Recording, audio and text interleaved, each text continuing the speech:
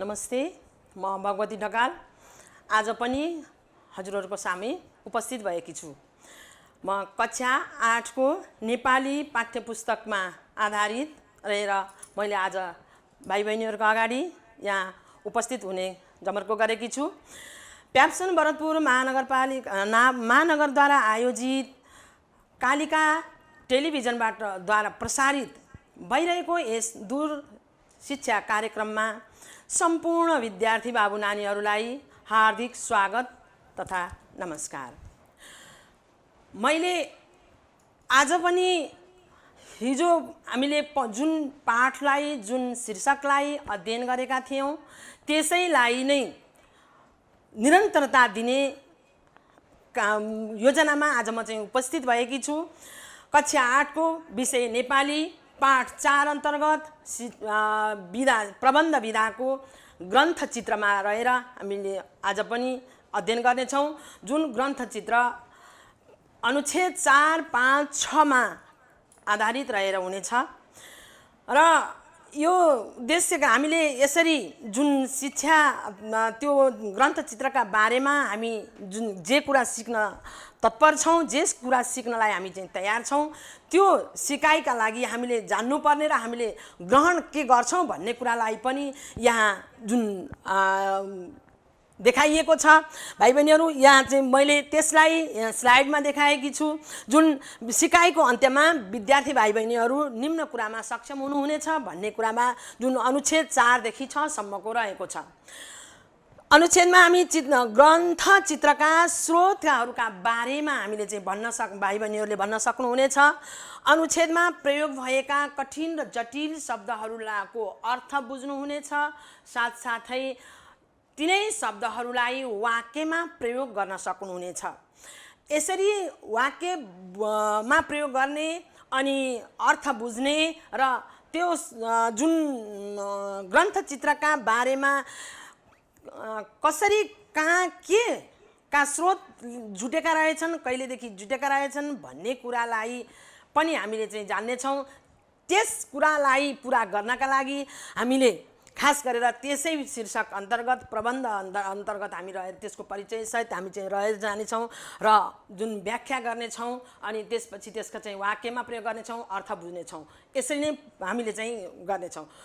त्यसका लागि मैले हिजो 1 अनुच्छेददेखि मैले 3 अनुच्छेदसम्म जुन पढाएकी थिएँ त्यसमा भाइ बहिनीहरूलाई बाबु नानीहरूलाई जुन मैले स्मरण गराउन चाहेँ, पुनरावृत्ति गराउन चाहेँ। पुनरावृत्ति गर्दाखेरि हामीले के पढेका थियौँ त भन्ने क्रममा यहाँ यस्ता चित्रहरू पुराना परापूर्वकालका प्राचीन समयदेखि सुरुवात भएका जुन महाभारत, रामायण अनि त्यस्तै किसिमबाट चाहिँ ग्रन्थ चित्रहरू जुन ग्रन्थको विश्लेषणका लागि त्यो ग्रन्थमै चित्रलाई समाविष्ट गरिएको हुन्छ। त्यस्तै देवी देवताका चित्रहरू पनि त्यसमा चाहिँ ग्रन्थहरूमा समावेश गरिएका हुन्छन्। विभिन्न हाम्रो विविध धर्म, संस्कृति, रहनसहनले भरिपूर्ण हाम्रो चाहिँ यस हाम्रो समाजमा, मानव जातिमा आफ्नै किसिमका धर्म संस्कृतिहरू छन्। त्यसरी सबै जात धर्म समेटिने गरी यसरी चाहिँ विभिन्न किसिमका चाहिँ संस्कृतिहरूलाई झल्किने चित्रहरू, झल्किने ग्रन्थहरूलाई समेटिने खालका चित्रहरू चाहिँ पढेका थियौँ हामीले चाहिँ हिजो कुरालाई। अब मैले त्यसलाई नै बाबु नानीहरू समक्ष प्रश्न राख्ने जमर्को गरेकी छु। प्रश्न पालो गरेर भन्नुपर्छ है त। ल, मैले एकजना बाबुलाई उठाएँ। ल, बाबुले यस प्रश्नको उत्तर भन्नु पर्यो। ल, मानव मनलाई लोभ्याउने कलाहरू के हुन्? ल, बाबुले भन्नुस् त। ल, हो, धन्यवाद। तपाईले भनेको उत्तर सही निस्क्यो। तपाईलाई मैले कलम दिएर पुरस्कृत गर्छु। हो, चित्रकला, मूर्तिकला, वास्तुकला, नृत्यकला आदि कलाले मानिसलाई मोहित बनाउँछ, लोभ्याउँछ। हो, त्यस्तै अर्को नानी उठ्नुस् त। ल, नानीलाई मैले प्रश्न दिएँ, परम्परागत नेपाली चित्रहरूमा कुन चित्रहरू पर्दछन्? ल, भन्नुस् त। परम्परागत नेपाली चित्रहरूमा कुन कुन चित्रहरू पर्दछन्? स्याबास, नानीले पनि राम्रो उत्तर दिनुभयो, धन्यवाद। त्यसका लागि तपाईँलाई पनि मैले एउटा कलम दिएर पुरस्कृत गर्छु। त्यसको तपाईँले भनेको उत्तर पनि सही निस्क्यो। हेर्नुहोस् त, परम्परागत नेपाली चित्रहरूमा पौवा चित्र, ग्रन्थचित्र, मुहार चित्र तथा दृश्य चित्र पर्दछन्। हो, अब कसले भन्ने? ल आफू चाहिँ आफैको ल स्याबास, नानी बहिनी उठिन् ल है त। अब त्यसो भए म फेरि अर्को प्रश्न भन्छु ल। छापाखानाको आविष्कार हुनुभन्दा पहिले मानिसहरूले चित्र कसरी कोर्दथे? ल यसको उत्तर कसरी आउँछ?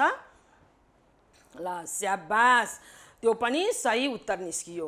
हो, छापाखानाको आविष्कार हुनुभन्दा पहिले मानिसहरूले हातले चित्र कोर्दथे भन्ने सबै बाबु नानीहरूले कुरा बुझ्नुभयो। तपाईँलाई पनि मैले सही उत्तर भनेकोमा सम्मान गर्न चाहन्छु।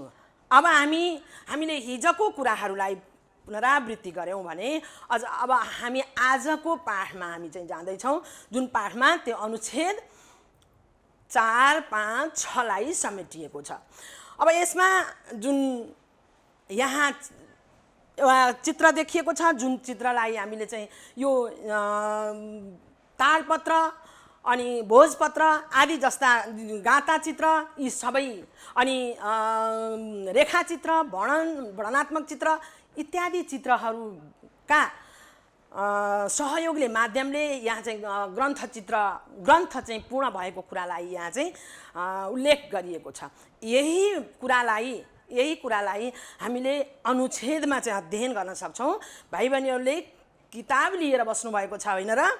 किताब नलिएकोले किताब तुरुन्तै लिइहाल्नुहोस् र किताब खोलेर अनुच्छेद 4 बाट सुरु गर्नुहोस्। ल म पढ्छु, म पढेसँगै म पठन गर्छु र बाबु नानीहरू पनि पढ्नु होला है त। अब यसलाई मैले सुरु गरेँ है। ल सबै तयार हो त? ल सबैसँग किताब छ होइन? ल धन्यवाद। प्राचीन कालदेखि नै ग्रन्थको बाहिरी गातामा चित्र बनाइन्थ्यो। प्राचीन कालदेखि नै ग्रन्थको बाहिरी गातामा चित्र बनाइन्थ्यो, यही कुराले प्रष्ट भएको छ। हो, त्यसै गरी भित्री भागमा पनि चित्र बनाइन्थ्यो। बाहिरी भागमा पनि चित्र बनाइन्थ्यो र भित्री भागमा पनि चित्र बनाइन्थ्यो। यसकारण ग्रन्थचित्रलाई बाहिरी र भित्री भाग दुई भागमा विभाजित गरिएको थियो। हामीले चाहिँ जुन किताब बनाउँदा लेख्दा हामीसँग पढ्ने किताबहरू पनि त्यस्तै किसिमको चाहिँ बाक्लो गाता, बाहिर बाक्लो गाता र भित्र पातलो कागज गरी हाम्रो किताबलाई संरक्षण गरिएको हुन्छ। त्यस्तै गरेर त्यो अहिले होइन, त्यो आधुनिक समयमा होइन, त्यो प्राचीन समयदेखि नै त्यो विधिलाई अपनाइएको थियो। पुस्तकको पाना वा भित्री भागको सुरक्षाका लागि गाता बनाइने चलन छ, आज पनि छ। यो चलन प्राचीन समयदेखि थियो भने आज पनि छ। मैले भर्खरै भने तिमीहरूलाई बाबु नानीहरूको सामु अहिले पनि चलिरहेको छ। प्राचीन समयमा ग्रन्थमा गाता बनाउन प्राय काठका चिल्ला फल्याकहरूलाई प्रयोग गरिन्थ्यो। त्यस्ता गाताका दुवैतिर ग्रन्थमा आधारित भएर चित्रहरू बनाइन्थ्यो। ती चित्रहरूलाई गाता चित्र भनिन्छ। जुन कि भित्र पानामा भएका कुराहरूलाई देखाउन अनि बाहिर गाता राखेर त्यही गातासँग चित्र बनाइन्थ्यो र त्यसलाई सुरक्षित गर्नका लागि मोटो गाता राखिन्थ्यो। त्यही गाताको बाहिरी भागबाट देखिएको कुरा भित्री भागमा यो कुरा छ भन्ने कुराको सङ्केतका लागि जुन संरक्षण गरिन्थ्यो, राखिन्थ्यो, व्यवस्था गरिन्थ्यो, त्यसलाई नै गाता चित्र भनिन्छ। पुस्तकभित्र वर्णन गरिएका विषयवस्तुलाई सरल तरिकाले बुझाउन विषय वा प्रसङ्ग अनुसार रेखाचित्र र रङ्गीन चित्र पानाको छेउमा बनाइन्थ्यो। त्यसलाई बुझ्नका लागि हाम्रा कतिपय पाठ्य पुस्तकहरूमा पनि भाइ बहिनीहरूले आजकल देख्नुभएको छ। हामीले हाम्रै अध्ययन गर्ने किताबमा पनि विविध किसिमका चाहिँ रेखाचित्रहरू कोरेर त्यसलाई चाहिँ रङ्गीन चित्रहरू बनाएर अझ त्यसमा नि साना साना नानीहरूको प्राथमिक तहमा अध्ययन गर्ने नानीहरूका त पुस्तकमा सबै रङ्गीन चित्रहरूलाई नै त्यसलाई चाहिँ सामेल गरिएको छ, समाविष्ट गरिएको छ। यो आजको यो चाहिँ चलन भन्दा पनि यो चाहिँ प्राचीन समयदेखि नै चल्दै आएको चलनलाई हामीले चाहिँ बुझ्नु पर्दछ है। र अनि त्यस्तै आवश्यकता अनुसार पानाको तल वा माथि पनि चित्रहरू कोर्ने गरिन्थ्यो। यसरी विषयवस्तुको वर्णनलाई प्रष्ट पार्ने गरी बनाइएका चित्रलाई अहिले वर्णनात्मक चित्र भनिन्छ। वर्णनात्मक चित्र भनिन्छ जुन आवश्यकता अनुसार त्यो तलमाथि पानाको तलमाथि चित्रहरू कोरिन्छ र यसरी विषयवस्तुलाई नै चित्रका माध्यमबाट, चित्रका आधारबाट विषयवस्तुलाई नै वर्णन गरी त्यसले नै खुलस्त बुझिने किसिमको चाहिँ काम गरिएको चित्रहरू जुन छन् तिनीहरूलाई या वर्णनात्मक चित्र चाहिँ भनिन्छ। र यसरी चाहिँ वर्णनात्मक चित्र भनेर मैले यस अनुच्छेदमा बाबु नानीहरूलाई हेर्नुभएको छ, देख्नुभएको छ। मैले स्लाइडमा देखाएको छु जुन रङ्गीन अक्षरहरू देखाएको छु, के अरे शब्दहरू देखाएको छु, त्यो रङ्गीन शब्दहरूलाई अब हामीले त्यसको चाहिँ वाक्य अथवा शब्द त्यसको अर्थ के रहेछ, गाता चित्र त हामीले भन्यौँ कस्तो कस्तो किसिमको हुँदो रहेछ त। भित्र पानालाई सुरक्षित गर्नका लागि मोटो फल्याकले, चिल्लो फल्याकले बाहिर चाहिँ चित्र बाहिर राखेर संरक्षण गरिने गाता चित्र हुँदो रहेछ। त्यसलाई चाहिँ रेखा पनि खिचिँदो रहेछ किताबको पानाको दायाँ बायाँ भनेर त्यसैलाई हामीले चाहिँ यहाँ हेर्नुहोस् किताबहरू चाहिँ यी मोटो मोटो गाताले संरक्षण गरिएको छ। पहिलो माथिको चाहिँ चित्रमा हेर्नुहोस् अनि तलको चाहिँ चित्रमा हेर्नुहोस् स्लाइडमा। यिनीहरूले चाहिँ मोटो भित्र पाना धेरै छन् अनि पछाडि बाहिरपट्टि चाहिँ अलि मोटो गाताले चाहिँ संरक्षण गरेको, त्यसलाई चाहिँ सुरक्षा दिएको कुरा चाहिँ यहाँ देखाएको छ। र त्यस्तै किसिमबाट यहाँ अब मैले त्यति अनुच्छेदमा रहेका कुरालाई यहाँ चाहिँ शब्दको अर्थ दिन चाहेँ। गाथा चित्र, खास गरी गाथा चित्र ग्रन्थ वा पुस्तकको बचाउका लागि अघिल्लो वा पछिल्लो छेउसम्म आकार बनाएर राखिने काठको पातलो फ्ल्याग वा गत्ता बनाइएको चित्रलाई गाथा चित्र भनिँदो रहेछ। त्यही गाथा चित्रलाई अब मैले वाक्यमा प्रयोग गर्ने जमर्को गरेकी छु। वाक्यमा गाथा चित्रलाई वाक्यमा बनाइएको छ। जुनसुकै ग्रन्थको सुरक्षाका लागि प्राचीन कालदेखि नै गाथा चित्रको प्रयोग गरिन्थ्यो। जुनसुकै ग्रन्थहरूको सुरक्षाका लागि प्राचीन कालदेखि नै गाथा चित्रको प्रयोग गरिन्थ्यो। एउटा शब्द त्यो भयो भने अर्को शब्द रहेको छ रेखाचित्र। हाम्रो चाहिँ अनुच्छेदमा रहेको रेखाचित्र भनेको रेखा तानेर कोरिएका चित्रहरू। अहिले यतिखेर हाम्रा भाइ बहिनीहरूले चित्र जुन प्रतिस्पर्धात्मक रूपमा चाहिँ कहीँ चित्रकलामा जानुभयो भने सिसा कलमले स्केच गरेर त्यसलाई सिसा कलमले लेखेर चाहिँ त्यस चित्रको आकार बनाएर अनि त्यसमा चाहिँ रङ भर्ने आफू त्यसलाई चाहिँ आकार दिने काम गर्नुहुन्छ हो। त्यस्तै गरी त्यसलाई चाहिँ जुन रेखा खिचेर त्यसलाई चाहिँ दिइन्छ त्यो नै रेखाचित्रमा। अब त्यसको चाहिँ वाक्य बनाइएको छ। वाक्यमा भनाइ वा विषयवस्तुलाई स्पष्ट पार्न विषय वा प्रसङ्ग अनुसार पानाको छेउमा रेखाचित्र बनाइन्छ। यसरी चाहिँ वाक्यमा प्रयोग भयो। त्यस्तै किसिमबाट अर्को चाहिँ वर्णनात्मकलाई पनि मैले वाक्यमा अर्थ दिने कोसिस गरेकी छु। वर्णनका पद्धतिद्वारा तयार गरिएको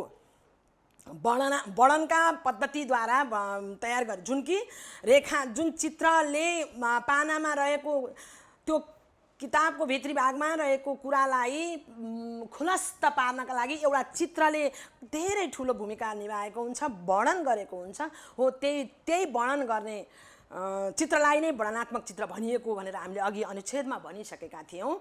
र अहिले त्यही वर्णनात्मकलाई नै मैले वाक्य बनाएँ। ग्रन्थमा विषयवस्तुको वर्णनलाई प्रष्ट पार्नका लागि वर्णनात्मक चित्रको प्रयोग गरिन्छ। वर्णनात्मक चित्रको प्रयोग गरिन्छ। यसरी भाइ बहिनीहरूले यो स्लाइडमा हेर्नुभएको छ, त्यसमा पुस्तकहरू गाता चित्र भएका जुन पुस्तकहरू छन् देखिएका छन्, ठुला मोटा बाहिरपट्टि मोटो मोटो गाता भएका, भित्रपट्टि चाहिँ पातलो पाना भएका, अनि त्यस्तै किसिम रेखा चित्रले चाहिँ त्यो दोस्रो नम्बरमा चाहिँ रेखा चित्रले चाहिँ आकार दिएको चित्रहरू, अनि त्यसमा चाहिँ तेस्रोमा देखिएको छ जुन किसिमबाट त्यहाँ चाहिँ वर्णन चित्रका आधारले त्यसको पुरा कुरा समेट्न सकेसम्म पुरा कुरा समेट्न सकिने किसिमको कुरालाई यहाँ चाहिँ देखाएको छ।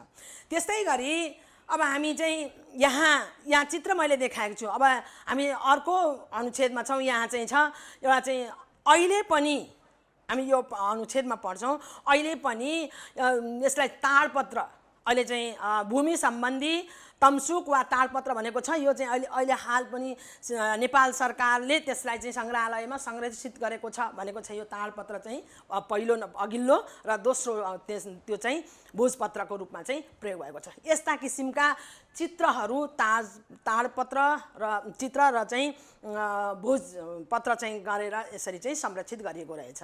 र यसलाई ताडपत्रको जातको रुखको पातबाट बनाइएका त्यसमा सुकाएर पकाएर सुकाएर त्यसमा चाहिँ लेख्ने काम गरिने त्यस्तो चाहिँ ताडपत्र भनिएको छ।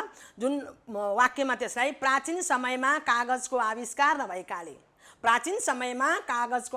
नभएकाले ताडपत्रमा चित्र कोरिन्थ्यो हो, ताडपत्रमा चित्र कोरिन्थ्यो। त्यस्तै गरेर अर्को शब्द आयो भोजपत्र। त्यो भोजपत्र भनेको के रहेछ त? हिमाली भेगमा पाइने एक प्रकारको रुखको बोक्राबाट निकालिएको पत्र। त्यो पत्रलाई पूर्ववत रूपमा मैले अघि चाहिँ ताडपत्र भने त्यसलाई चाहिँ पकाउने सुकाउने, त्यसलाई चाहिँ व्यवस्थित गरेर त्यसको लम्बाइ चौडाइका आकारमा मिलाएर अनि त्यसलाई चाहिँ जुन लेख्नका लागि उपयुक्त बनाउने अवस्थालाई चाहिँ हामीले चाहिँ भोजपत्र भन्छौँ। जुन वाक्यमा त्यसलाई चाहिँ प्रयोग गरिएको छ। लेकाली जातको रुखबाट बोक्रा निकाली भोजपत्र तयार पारिन्छ, यसरी चाहिँ प्रयोग भएको छ। अब हेरौँ, अब यसमा चाहिँ हामीलाई चाहिँ विभिन्न किसिमका चाहिँ जुन भोजपत्र ताडपत्रको चाहिँ त्यसमा बोक्राहरू पातहरूलाई लम्बाइ दिएर त्यसको चाहिँ आकार दिएर लेखिएका चित्रहरू चाहिँ हाम्रो चाहिँ भाइ बहिनीहरूले चाहिँ स्लाइडमा देख्न सक्नुहुन्छ। त्यहाँ चाहिँ ती यसरी नै हाम्रो प्राचीन समयदेखि त्यसलाई संरक्षित गर्न हाम्रा चाहिँ लिपिहरूलाई, हाम्रा जुन कला संस्कृतिहरूलाई, हाम्रा चाहिँ चित्रकलाहरूलाई संरक्षण गर्नका लागि यस्ता किसिमबाट चाहिँ संरक्षित गरिएको छ। र यिनीहरू चाहिँ आज पनि हामीले चाहिँ सुरक्षा गरेर संरक्षित गरेर सङ्ग्रहालयमा चाहिँ रहेको देख्न पाउँछौँ। र अब त्यस्तै गरेर मैले अर्को चाहिँ अनुच्छेद बढ्न चाहिँ त्यसलाई गएँ। यही कुरा प्रसङ्गमा चाहिँ प्राचीन कालमा कागजको आविष्कार नभएको हुनाले ताडपत्र अथवा भोजपत्रमा ग्रन्थचित्र कोर्ने परम्परा थियो है। ताड रुखका लामा पात सुकाएर त्यसमा लेख्न हुने गरी तयार पारिन्छ है। अनि त्यही ताडका रुखहरूलाई 3 इन्च जति चौडाइ र 20 इन्च जति लम्बाइ। अब यसलाई हामीले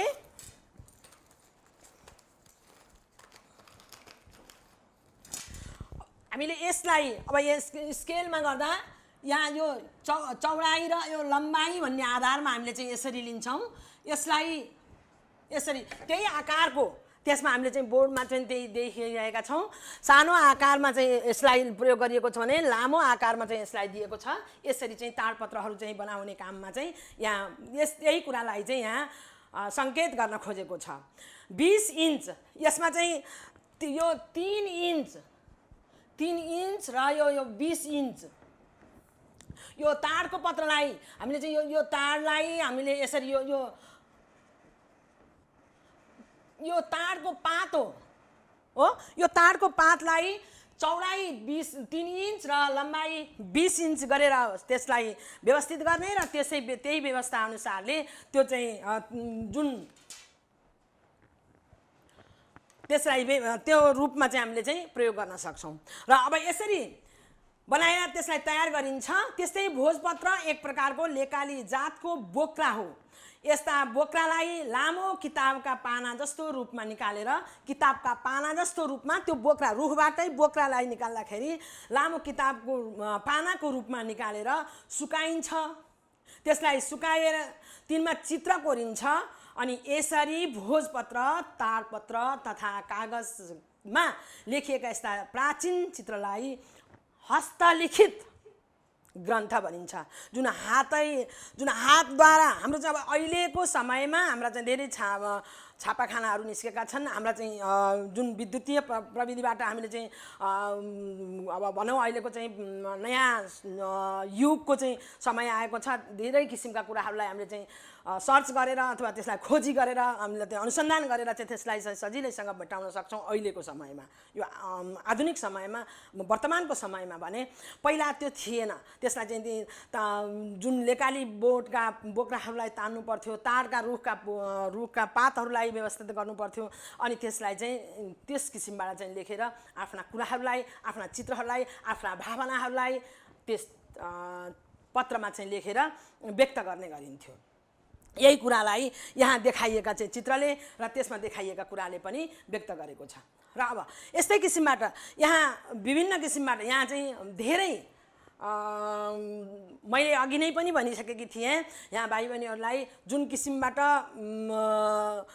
विभिन्न किसिमको हाम्रो बहुजाति, बहुभाषिक, बहुधार्मिक विविधताले भरिएको हाम्रो चाहिँ समुदाय छ। यही समुदायमा हामीले विभिन्न जातका मानिसहरूले धर्म मान्ने गर्छन्। कसैले बुद्धको धर्म मान्छन्, कसैले चाहिँ शिवलाई मान्छन् अथवा कसैले इसाई, यी विभिन्न किसिमका चाहिँ धर्महरू छन्। यसै अनुसार यहाँ हामीले चाहिँ त्यतिखेर भनौँ त्यतिखेरैदेखि त बौद्ध मार्गीहरूले पनि त्यसरी नै यहाँ जुन चित्र कोरेर, चित्र बनाएर त्यसलाई चाहिँ व्यवस्थित गर्ने, त्यसलाई चाहिँ सुरक्षित गर्ने चाहिँ व्यवस्था गरेको कुरालाई यहाँ चाहिँ देखिएको छ हो। र अब त्यस्तै किसिमबाट यहाँ 10औं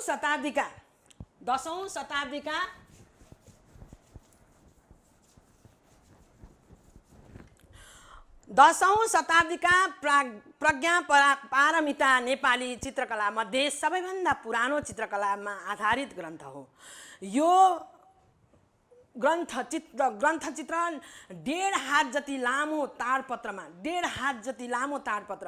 अब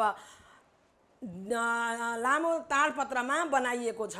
यो चित्र विक्रम सम्वत 977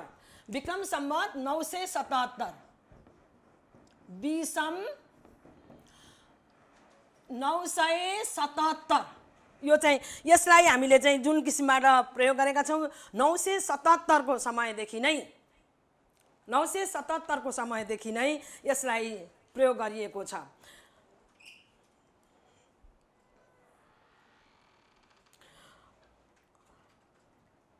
अब यसमा हामी जुन किसिमबाट सुरुवात गरिएको थियो, यो के भयो?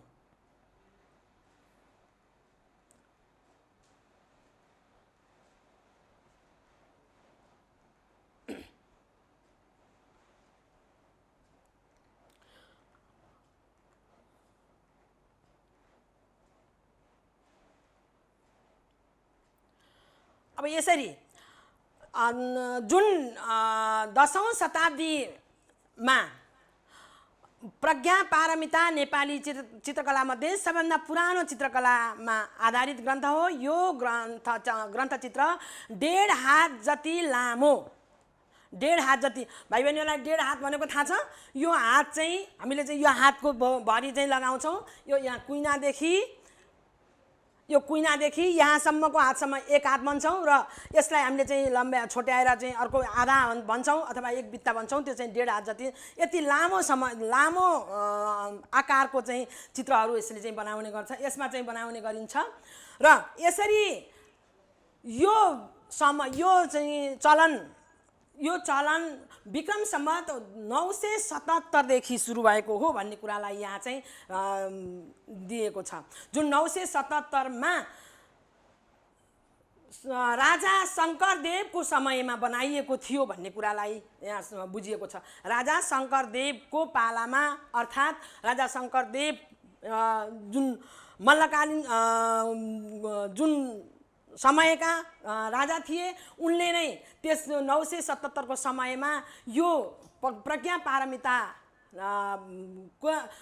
चित्रहरूलाई पुराना चित्रहरूलाई सुरुवात गरेको कुरा भन्ने कुरालाई चाहिँ यहाँ दिएको छ। र यसमा तलमाथि काठको फ्ल्यागमा 18वटा बौद्ध देवी देवताका 18वटा बौद्ध देवी देवताका पञ्चबौद्ध अनि चतुस्तारा वज्र सत्तो अनि बत्ती फूल र शङ्ख लिएका देवी देवताहरूको चित्रहरू बनाउने गरिएको रहेछ। बुझ्यौ त? अब यहाँ यसमा रातो रङको प्रधानता रहेको छ। यो बौद्ध पञ्चबौद्ध अर्थात् जुन प्रज्ञा पारमितामा जुन किसिमका चाहिँ 18वटा बौद्ध धर्मका देवी देवताहरूको चाहिँ चित्रहरू बनाइने रहेछ। त्यसमा रातो रङको बाहुल्यता हुँदो रहेछ। र त्यसमा चाहिँ अब जुन चित्रमा आज पनि हामी चाहिँ हेर्न गयौँ भने, आज पनि हामीले त्यसलाई खोज्यौँ भने हाम्रो पाटन स्थित महाबौद्ध मण्डलमा त्यसलाई हामीले चाहिँ राम्रोसँग देख्न सक्छौँ, राम्रोसँग चाहिँ त्यसलाई अवलोकन गर्न सक्छौँ। यो कुरा भाइ बहिनीहरूलाई मैले जानकारी गराएँ र पाठ्यपुस्तकमा पनि उल्लेख गरिएको छ। र त्यो कुरालाई यदि इच्छा भए अब आफूलाई चाहिँ कतिपय भाइ बहिनीहरूले अब चाहिँ बौद्ध मार्गीहरू पनि हुनुहुन्छ, उहाँहरूले पक्कै पनि अरू बुझ्नु भएको छ। यहाँ पञ्चबौद्ध भनेका के, चतुस्तारा भनेका के, यी सबै बुद्ध सम्बन्धीका कुराहरू भएको हुनाले, तर अरू पनि धर्मावलम्बी अथवा भिन्न धर्म मान्नेहरूले पनि त्यस कुरालाई बुझ्न चाहेमा, त्यस कुरालाई चाहिँ अध्ययन गर्न चाहेमा उहाँहरू पनि त्यहाँ चाहिँ गएर हेर्न सक्नुहुन्छ भन्ने कुराको यहाँ चाहिँ जानकारी रह्यो। अब त्यस्तै किसिमबाट यहाँ चाहिँ ती पञ्चबौद्ध भन्ने किसिमबाट यहाँ 5वटा बौद्ध स्लाइडमा मैले 5वटा बौद्धहरूको चाहिँ चित्रहरू दिएको छ। जुन त्यहाँ 5वटा बौद्ध बुद्धका देवी देवताहरूका सङ्केतहरू रहेको छ। अब यसलाई नै फेरि मैले चाहिँ वाक्यमा चाहिँ प्रयोग गर्न अर्थ बुझाउन मैले चाहेँ। प्रज्ञा पारमिता शब्दलाई ज्ञानको पूर्णता भएको एक प्रसिद्ध बौद्ध ग्रन्थको नाम, बौद्ध ग्रन्थको नाम के त त्यसमा ज्ञानको पूर्णता भएको त्यो बौद्ध ग्रन्थमा त्यो पारमिता पढ्यो भने बौद्ध ज्ञान सम्बन्धी कुराहरू सम्पूर्ण कुराहरू ग्रहण गर्न सकिन्छ, अध्ययन गर्न सकिन्छ। र त्यसैलाई वाक्यमा प्रयोग गर्न चाहेँ मैले। प्रज्ञा पारमिता नेपाली चित्रकलामध्ये सबैभन्दा पुरानो चित्रकलामा आधारित ग्रन्थ हो। यसरी भाइ बहिनीहरूले आफ्नो तरिकाबाट पनि वाक्य बनाउन सक्नुहुन्छ। मैले यस किसिमको मैले एउटा चाहिँ नमुनाका लागि, एउटा चाहिँ प्रयोगको लागि मैले मात्र भने, तर भाइ बहिनीहरूले आफू एउटै हुनुपर्छ भन्ने होइन, तर वाक्य अर्थयुक्त हुनुपर्छ। त्यो वाक्यले, त्यो शब्दले अर्थ दिनु बुझिनु हुनुपर्छ। तर मलाई थाहा छैन, यो भनेको के हो मलाई थाहा छैन, यो भनेको त यस्तो भनिन्छ भन्ने शब्दबाट चाहिँ यसलाई चाहिँ वाक्यमा प्रयोग गर्न पाइँदैन। भाइ बहिनीहरूले यो कुरालाई विचार गर्नु होला है त। र त्यस्तै अर्को शब्द रहेको छ यहाँ उहाँका बौद्ध पञ्चबौद्ध भनेको अलौकिक शक्ति भएका 5 बुद्धको समूह। जस्तै अब त्यसमा त भाइ बहिनीहरूलाई थाहा होला, जुन वैरोचन, अक्षोभ्य, अनि अविताभ, अनि रत्नसम्भव र अमोघ सिद्धि जस्ता पञ्चबौद्धहरूलाई चाहिँ यहाँ चाहिँ उल्लेख गरेँ मैले मेरो खोजी अनुसन्धानमा। तर भाइ बहिनीहरूलाई अरू पनि थाहा हुनसक्छ, त्यससँग चाहिँ अभ्यस्त भएको भाइ बहिनीहरूलाई त्यसभन्दा बढी पनि जानकार हुनसक्छ। त्यसका लागि चाहिँ आफ्नो त्यस कुरा बुझिसक्नु भएको छ र त्यसलाई मैले फेरि वाक्य बनाउन चाहेँ। बौद्ध मार्गीहरूले पञ्चबौद्धको अलौकिक शक्तिमा विश्वास गर्दछन्। बौद्ध मार्गीहरूले पञ्चबौद्धको अलौकिक शक्तिमा विश्वास गर्दछन्। त्यस्तै किसिमबाट शब्द अर्को चाहिँ चतुस्तारा भन्नेलाई चाहिँ मैले प्रयोग गरेँ। चतुस्तारामा प्रज्ञा पारमिता अङ्कित श्वेत हरित आदि 4 ताराहरूको समूह भन्ने कुरालाई अर्थमा दिएको छ भने त्यसैलाई वाक्यमा लैजाँदा चतुस्तारा अङ्कित चित्रकलामा रातो रङको बाहुल्यता पाइन्छ भनेर चाहिँ त्यसलाई वाक्य बनाइयो। र त्यस्तै किसिममा चाहिँ वज्रसत्तो भनेको छ। वज्रसत्तो भनेको चाहिँ क्षमा माग्ने बुद्धको एक अवतार भन्ने कुरालाई दिएको छ र त्यसलाई वाक्यमा प्रयोग गर्दाखेरि बौद्धमा धर्मावलम्बीहरूले जीवनमा जानी नजानी गरिएका गल्ती भुलको क्षमाका लागि वज्र सत्वको प्रार्थना गर्दछन्। यसरी मैले चाहिँ वाक्यमा प्रयोग गर्ने जमर्को गरेँ र यसरी भाइ बहिनीहरूले जुन किसिमबाट चाहिँ हामीलाई जति पनि हामीले चाहिँ बुझेका छौँ, जे कुराहरू हामीले चाहिँ अध्ययन गऱ्यौँ, त्यो अध्ययन गर्ने क्रममा त्यो चाहिँ कुरालाई ग्रहण गर्ने क्रममा हामीले पाठ्यपुस्तकलाई पनि अध्ययन गर्नुपर्छ। पाठ्यपुस्तकको अध्ययनमा हिजो हामीले पनि एउटा शब्दलाई वाक्यमा प्रयोग गरेका थियौँ, हाम्रो असम्भव कुरा छैन। हामीले बारम्बारको अध्ययनबाट, बारम्बारको हाम्रो चाहिँ अभ्यासबाट हामीले कुनै पनि जति नै जटिल भनिएका कुराहरूलाई पनि, जति नै कठिन भनेका कुराहरूलाई पनि हामीले सहज रूपमा चाहिँ यसलाई समाधान गर्न सक्छौँ, त्यसको चाहिँ उद्देश्यलाई पुरा गर्न सक्छौँ भन्ने कुरालाई त हामीले हिजोको प्रसङ्गमा पनि भनेका थियौँ। र अनि त्यस्तै किसिमबाट चाहिँ अब जुन रूपमा भाइ बहिनीहरूले यस कुरालाई, आजको चाहिँ यस अनुच्छेदलाई, आजको यस पाठलाई जुन रूपमा चाहिँ सुन्नुभयो, ध्यान दिएर सुन्नुभयो, राम्रोसँग चाहिँ त्यसलाई बुझ्नुभयो भन्ने म विश्वास गरेकी छु। र बुझ्नुभयो भन्ने कुरालाई पनि विश्वासमा, जुन कि मैले हिजोको कक्षामा आज त्यसलाई पुनरावृत्ति गर्दाखेरि भाइ बहिनीहरूले सबैले त्यो कुरालाई सही उत्तर दिएर, सही ढङ्गबाट चाहिँ त्यसलाई प्रश्न बुझेर सही ढङ्गबाट उत्तर दिएर अनि त्यसलाई चाहिँ व्याख्या गरेको, त्यसको उत्तर दिएको क्रमले पनि मैले विश्वास गरेकी छु भाइ बहिनीहरू राम्रोसँग चाहिँ ध्यान दिएर सुन्नुभएको छ, ध्यान दिएर पढ्नुभएको छ, बुझ्नुभएको छ भन्ने विश्वास गरेकी छु। र आगामी दिनहरूमा पनि यसरी नै ध्यान दिएर, यसरी नै चाहिँ जुन अध्ययन गर्नुहुनेछ त्यसलाई चाहिँ सबै असम्भव कुराहरू कुनै पनि छैनन् भन्ने किसिमको आफ्नो व्यवहारमा चाहिँ उतार्नुहुनेछ। र यसका लागि पढ्नु सबैभन्दा विद्यार्थी भाइ बहिनीहरू सबैभन्दा आफू अध्ययनशील हुनु पर्यो। अध्ययनशील भएर आफ्नो अध्ययन गरेका कुराहरूलाई व्यक्त गर्न सक्नु पर्यो। व्यक्त गर्नका लागि लेखन कलामा चाहिँ जानु पर्यो। यसरी गर्दाखेरि हामी चाहिँ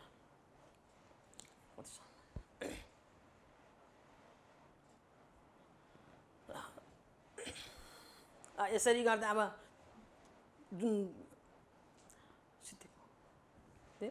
अब यसरी गर्दा अब त्यसरी नै सबै भाइ बहिनीहरूले अब पढ्नुहुनेछ। भोलि चाहिँ यसै विषयमा कतिपय मैले हिजो पनि भाइ बहिनीहरूलाई भनेकी थिएँ, जुन कि आफूले देखे सुने जानेका जति पनि कुराहरू छन् ती कुराहरूलाई, अथवा जुन चित्रहरू गरे ग्रन्थहरू छन् ती कुराहरूलाई समेट्नुहोस् भनेकी थिएँ। र त्यसैलाई त्यो अब आफ्नो किसिमको चाहिँ समाजमा यस्ता जति पनि देखिन्छन् ती कुराहरूलाई अध्ययन गरेर अनि आफूले चाहिँ त्यसलाई चाहिँ सिक्ने र आफू व्यक्त गर्ने अभ्यासमा जानु होला।